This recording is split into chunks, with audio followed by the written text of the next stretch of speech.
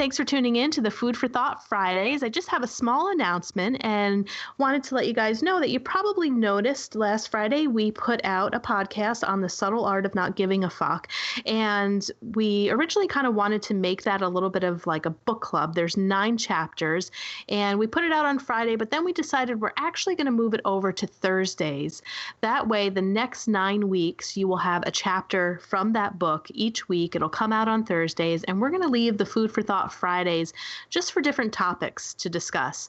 And the one that we have coming up is a great conversation that I have with my good friend Mary, talking about the spiritual consequences of alcohol consumption. So I'm really excited to talk to her about that today. But we are going to leave the subtle art of not giving a fuck chapters for Thursday. So hope you guys enjoy that. And just wanted to let you know that we're switching the day on that. I would like to welcome back a guest that we had on a previous show, Mary Pikul. You might remember her. She's one of my good, dear friends. And we talked about a book written by Emily Bennington, Miracles at Work. It was one of our Monday podcasts that we put out. But Mary and I came across a really interesting article. It's called The Spiritual Consequences of Alcohol Consumption.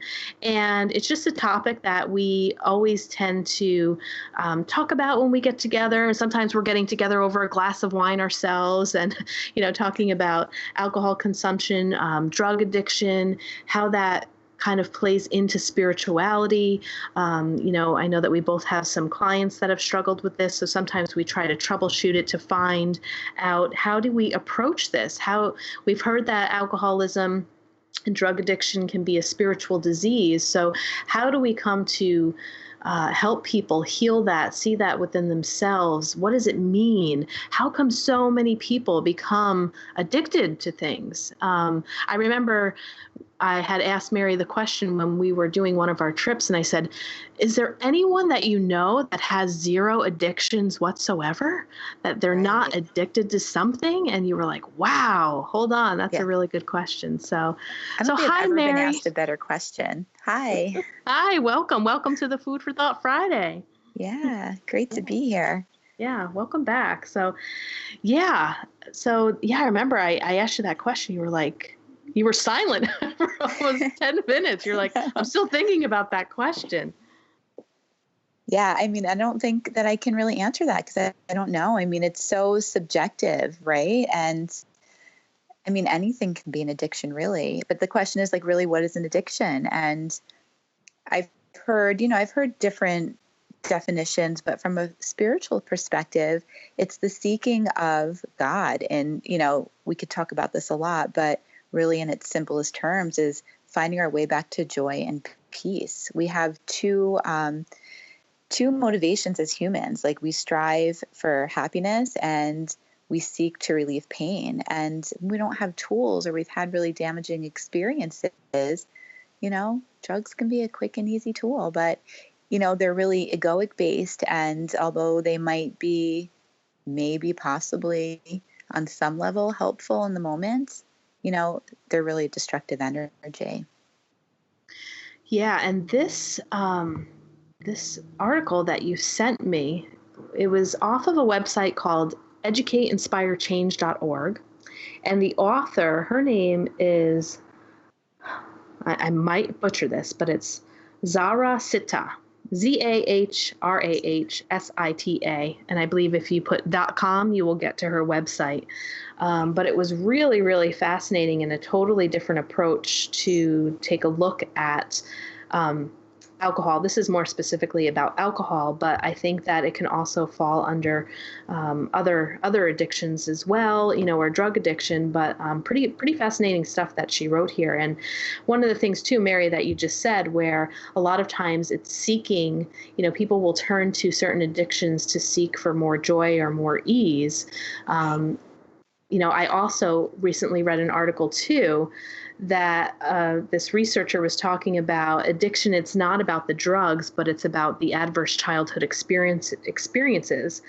And he goes into actually saying what he believes addiction really is a ritualized, compulsive, comfort-seeking behavior. So same type of thing, that people are turning to this more for that. Yeah, for that comfort. Everyone is seeking comfort. Like you said, everyone is seeking happiness. Everyone is seeking joy. And sometimes alcohol and drugs can get us there really quick. Right. And we're a culture or a society of instant gratification, Yes. right? So,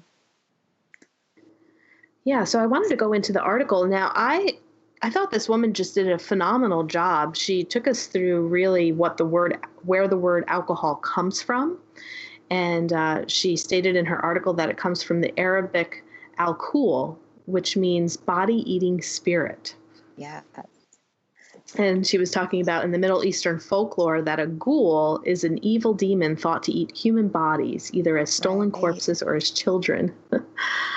And then she was also talking about how the word alcohol can be used for metaphors as life water or spirit. And I also thought it was really interesting how she said many times, alcohol will be referred to as spirits. And we'll get into a little bit more about Right. how she connected the two. And then I also thought it was interesting when she went on to say in alchemy, alcohol is used to extract the soul's essence of an entity. Right. It makes Um, you think twice before you have that next sip of wine, right? I know, I know. And then what else did she say here? I guess when she was talking about when people are consuming alcohol in the body, that it starts to begin to extract the very essence of our soul, and then allowing our physical body to be more susceptible to neighboring entities or lower frequencies. Right, because our frequency is our point of attraction, and even in our everyday world, right? We'll attract friends and experiences based on where we're vibrating. But we also have this kind of unseen energy world going on around us. So it makes you wonder. Yeah, and what kind of freaked me out a little bit, but was also really interesting when she talked about how the soul. So I guess when you're consuming alcohol, right? Now, granted, I think what she's talking about here is when we get to the point of really above a buzz, maybe, and that we're Right. starting to get very drunk. Right. And how that our soul needs to kind of up and leave the physical body because it gets so uncomfortable to stay in the physical body. And then she gave some great examples of how, people will either black out or not remember things, or how they look differently. Their eyes will change. Their personality just becomes very different. And she talked about how when our soul begins to leave and take a break from the toxicity that we're putting into our body, that it then leaves this physical vessel open Right. for lower frequencies and entities to enter. What do you think about that? I've definitely seen people really do a 180 in their personalities drinking. I've come across that a few times, and I always kind of wondered, like, are they even there? Because when you're talking to them, there's no reasoning, there's no rationalization, but they're awake, they're breathing, they're aware on some level, but yet they're unreachable. And I've always kind of wondered, is it them that's really there? Is there something else that's sort of present with them? Yeah, and I don't know. I guess it just kind of made me think a little bit more too about Oh, yeah. the whole just spirituality thing, and I don't know. Maybe some people don't really believe that. Okay, so our soul is coming up and out, and you mean to tell me that there's a darker energy that's actually inhabiting my body? Some people might consider that to be possession, But Right. so I was I've also, definitely Oh, yeah. Go go ahead. ahead. No, go Sorry. ahead. I've worked with people, and we've talked a lot about blacking out and what they do and not remembering, and then people telling them, and it's like, God, that's not anything I would ever do, which is really interesting. Right. So what do you think happens? Like, um, so say because the author was talking about how she was actually visually saw this because she was a clairvoyant and Hmm. clairaudient, and she was outside of a bar, and she was actually able to see um, darker entities hanging around these bodies and kind of like entering the people who were very intoxicated. So I don't know, like, what are your thoughts about what do you think happens once the person sleeps it off or the next day that energy has left? Do you really think these energies just inhabit the body for short periods of time, or what do you think happens? Oh, God. I mean, this isn't the first time I've read this. I've read other accounts of people with, the ability to have deeper sight see these entities hanging around bars and, people that are intoxicated. And I mean, it's just another really good question. I mean, who knows? We can, if we're susceptible, I don't know that necessarily it happens to everybody, right? I mean, some people can go out and get drunk and they're fine. And then other people, it seems to be, and just from the clients that I've worked with in alcoholism, there's different levels. And I think that there's different levels of suffering, there's different levels of despair. And I remember reading Louise Hay in her book, You Can Heal Your Life. She has a little list of ailments, and right next to them, what the etiologies are. And I remember her talking about drug addiction, alcoholism, that there is a level of self-hatred that goes along with people that have addiction, alcoholism. So, I mean, would that be a factor too? I don't know. I mean, if we're looking at demons, their essence is hatred, right? It's hate. Maybe that plays a part as well. Maybe Right. not everyone is susceptible. Right. And I remember you and I were talking once, and I haven't listened to the Abraham Hicks YouTube on it, but you had mentioned that you had once heard when somebody was asking a question about it, that there are many spiritual masters at AA meetings, that people who are also struggling with addiction happen to also can be of a high caliber of a spiritual being. Right.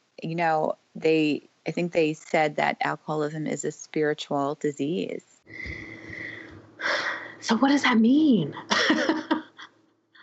Well, if you look at the principles of AA, yeah, right, it's the mindfulness path. It's taking responsibility. It's, there's processes of atonement in there. There is, it's almost like, it's like Buddhism. It's like A Course in Miracles.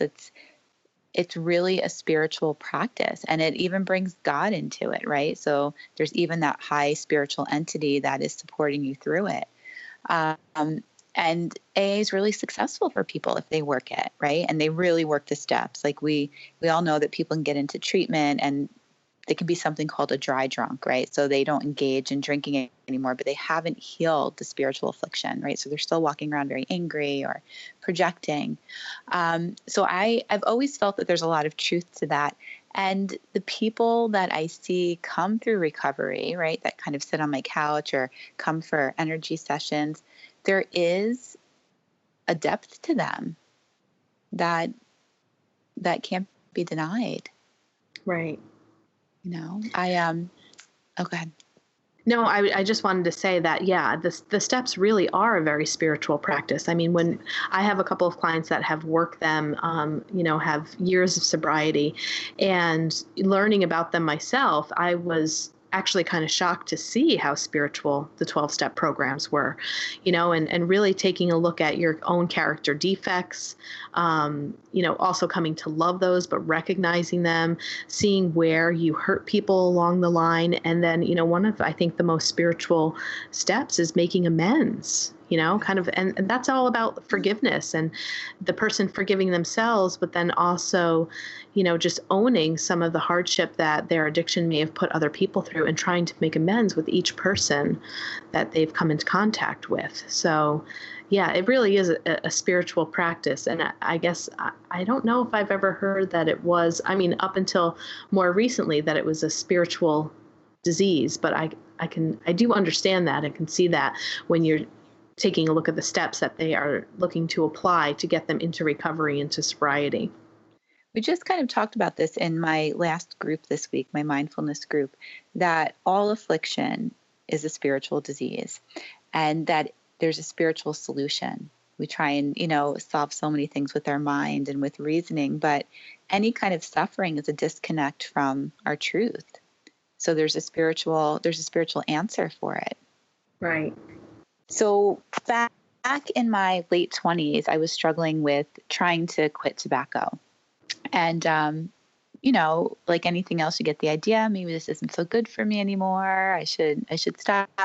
And there is a teacher around here. His name is Sacred Owl, and he is a native healer. and he is psychic, and he would do these groups. And, he was a mentor for me for a little bit of time. And I remember talking to him about smoking and that I wanted to quit smoking. And I just felt that, if I was trying to become a little bit more enlightened in my choices, that I really needed to give this up. And he said to me that the native tribes people use tobacco to talk to God. And he said, when people are smoking and you look at them, they're just kind of like spaced out. They're sort of in this place where they're in their own world. And he suggested to me that, if I was smoking and I wanted to cut down, I should think about what I have to say to God. So he's like, rather than pick up the cigarette, have a conversation with God. So I thought that was really interesting. And it kind of brings back to, seeking something for that comfort that you get from God or from the universe, or, whatever definition of the entity is that you connect with that feeds us. Right. And that kind of goes a little bit hand in hand with the video that you sent me. I don't remember her name. I'm sure you will. But when she was talking to Gabby Bernstein, it was another author that just came out with a new book. And yes.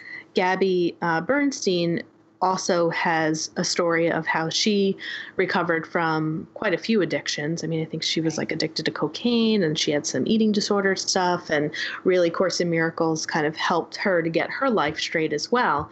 But they were having a small discussion about how some people will find spirituality after they're giving up an addiction, or say like, they come to AA and all of a sudden they find spirituality. And then the woman that she was interviewing, it was just the opposite for her, where she, would drink and have wine or whatever the case may be. And then as she was going down her spiritual path, she found herself wanting to give that up more and more, and eventually just gave up substances and drinking after she got on the spiritual path, because she felt that there was a disconnect, and it wasn't the energy of drinking and having a couple of glasses of wine just wasn't really resonating with her vibration and where she was moving towards. Right. And I think that happens very, very naturally. I think it's a question, but when it happens in that way, it just sort of, we don't become attracted to those things anymore. Right. I know that when I'm like really, really strong in my practice, I don't crave unhealthy food. And it's not a struggle. It's just like an easy thing. Like my self-care like goes off the charts, and it's not anything that's like, God, I have to do this. It just happens naturally.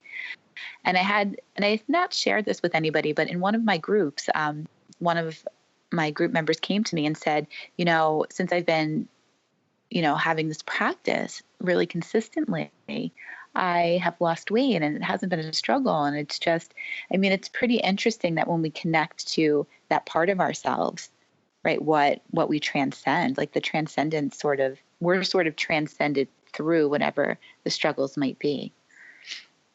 Yeah, and that's what I like a lot when I listen to the Abraham Hicks YouTubes, where it's basically once you come into alignment, everything else comes into alignment.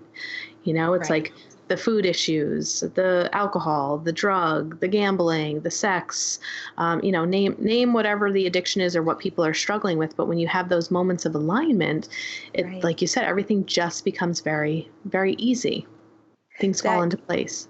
In our last talk, in our last show, that's that quote that we opened with. We think we have many problems, but we have only one, our separation from God.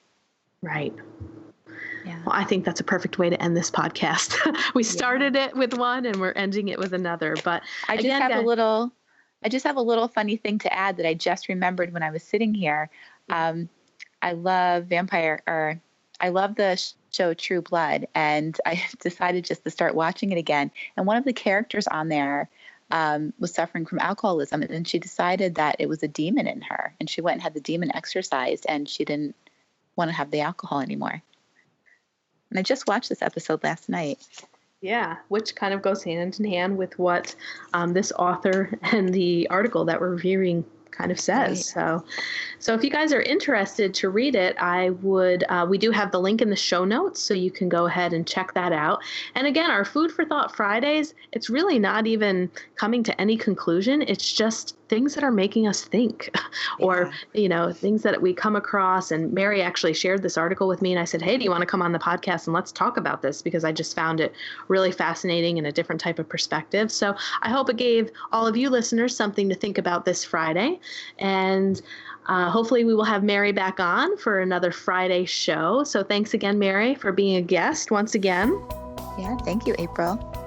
Okay, everyone. Well, I hope you have a great weekend. Take care.